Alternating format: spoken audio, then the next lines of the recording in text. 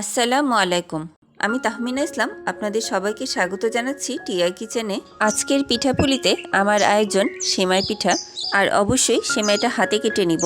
সেমাইটা কত সহজে হাতে কাটা যায় সেটাই আপনাদের সাথে শেয়ার করব। সেমাই পিঠার আরও একটি ভিডিও আছে আমার চ্যানেলে, আপনারা চাইলে দেখে নিতে পারেন, আর ডেসক্রিপশনে লিঙ্কটি দিয়ে দিব। চলুন তাহলে শুরু করি। প্রথমে এরকম একটি ডো তৈরি করে নিব। চুলায় একটি প্যান বসিয়েছি, এখানে 1 কাপ পানি দিব, কিছুটা লবণ দিব। পানিটা বলক ওঠা পর্যন্ত অপেক্ষা করব। পানিতে বলক উঠছে, চুলাটা এখন কমিয়ে দিব। দিয়ে 1 কাপ চালের গুঁড়া দিয়ে দিব। 1 কাপ চালের গুঁড়ার জন্য আমরা 1 কাপ পানি ব্যবহার করব। একটি স্প্যাচুলা দিয়ে আটাটা পানির সাথে হালকা করে মিলিয়ে দিব। একটি চামচ দিয়ে স্প্যাচুলার আটাগুলি ছাড়িয়ে নিব। চুলার আঁচ লোতে রেখে ঢাকনা দিয়ে ঢেকে দিব 5 মিনিটের জন্য। এর মধ্যে আটাটা সিদ্ধ হয়ে যাবে। 5 মিনিট পর ঢাকনা তুলছি। এর মধ্যে আটাটা ভালো সিদ্ধও হয়েছে আর রংটাও চেঞ্জ হয়েছে। আটাটা নেড়ে উঠিয়ে নিব। সিদ্ধ আটাগুলি একটি প্লেটে ঢেলে নিব।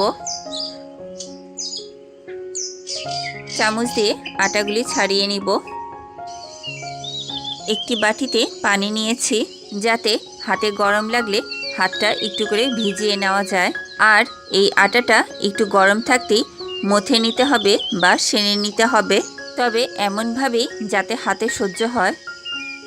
এই যে আটার ডোটা তৈরি হয়ে গেছে, এই ডোটা এখন একটা ভিজা নিংড়ানো রুমাল দিয়ে ঢেকে রাখবো।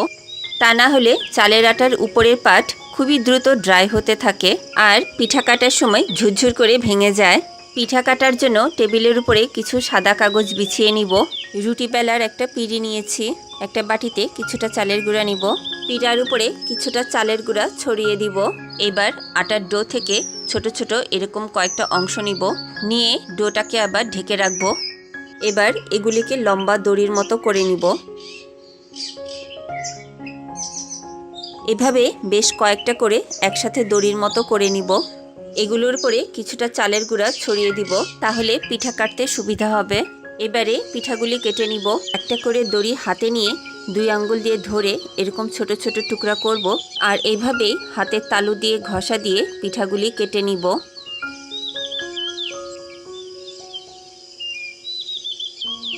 আর ফ্রেন্ডস, যারা নতুন তারা যদি এইভাবে না পারেন তাহলে আর একটু সহজ করে এইভাবে করতে পারেন।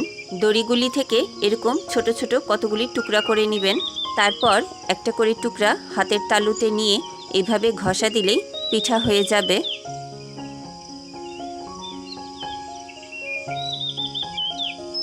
আবার এক একটা টুকরা 2 আঙ্গুল দিয়ে পিঠার উপরে এভাবে ঘষা দিলেও পিঠা কাটা হয়ে যাবে। আবার একটা করে টুকরা হাতের তালু দিয়ে এভাবে ঘষা দিলেও পিঠা কাটা হয়ে যাবে। কাটা পিঠাগুলির উপরে একটু করে চালের গুঁড়া ছড়িয়ে দিব, যাতে পিঠাগুলি একটার সাথে আরেকটা লেগে না যায়। তবে আমার কাছে এভাবে পিঠা কাটতেই সহজ লাগে আর তাড়াতাড়িও হয়। যার কাছে যে নিয়মটা সহজ লাগবে সে সেভাবেই করবেন। আমার সবগুলি সেমাই কাটা হয়ে গেছে। সেমাইগুলি একটি প্লেটে উঠিয়ে নিব। এবারে গুড়ের শিরা তৈরি করব। 1 কাপ খেজুরের গুড় দিব। মিষ্টিটা আপনারা কমিয়ে বা বাড়িয়ে নিতে পারেন। 2 কাপ পানি দিব। গুড় পানির শিরাটা অনেকক্ষণ জাল দিব। শিরাটা জাল দেওয়ার শুরুতেই এরকম কিছুটা ফেনার মতো উঠে, একটা চামচ দিয়ে ফেনাগুলি তুলে ফেলে দিব।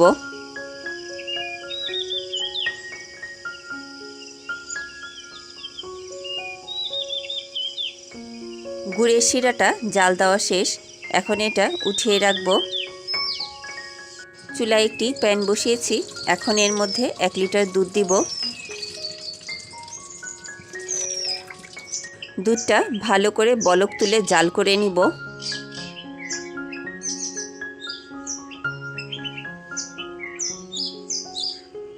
দুধটা জাল করা শেষ। এ পর্যায়ে চুলাটা বন্ধ করে 2-1 মিনিট অপেক্ষা করব, যাতে দুধের তাপটা একটু কমে আসে। এবারে গুড়ের শিরাটা ছেঁকে দিব দুধের মধ্যে, আলগা ময়লা থাকলে আলাদা হয়ে যাবে। এবার নেড়ে ভালো করে মিলিয়ে দিব। এবার আবারও চুলা ধরিয়ে দুধ আর গুড়টা বলক তুলে নিব। এভাবে করে দুধের সাথে গুড় মিলালে দুধটা আর ফেটে যাওয়ার ভয় থাকে না। ফ্রেন্ডস, গুড়ের তৈরি যে কোনো পিঠা পায়েসেই আমি কোনো রকম গরম মশলা ব্যবহার করি না, কারণ গুড়ের ফ্লেভারটা আমার কাছে খুব বেশি ভালো লাগে। তবে আপনারা চাইলে দিতে পারেন। এবার দুধের মধ্যে অল্প অল্প করে সেমাইগুলি দিব আর নাড়তে থাকবো। একসাথে বেশি পরিমাণে দিলে সেমাইগুলি জমাট বেঁধে যাবে, তাই অল্প অল্প করে দিব আর নাড়তে থাকবো। সামান্য একটু লবণ দিব। সাধারণত গুড়ের তৈরি মিষ্টি জাতীয় খাবারে মিষ্টির ব্যালেন্সের জন্য একটু লবণ দিতে হয়।